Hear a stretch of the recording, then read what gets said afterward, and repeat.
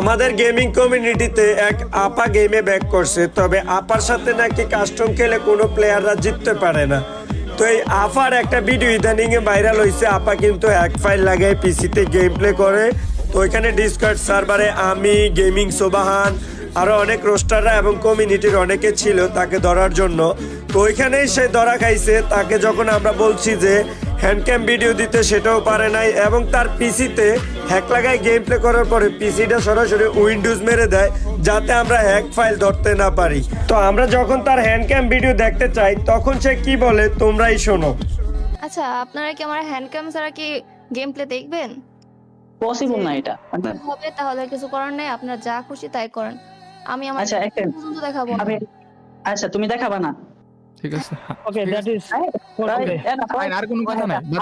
আমি অ্যানাউন্সমেন্ট করে দিলাম, রিমুভ এফেক্ট লাইভ অফ কর।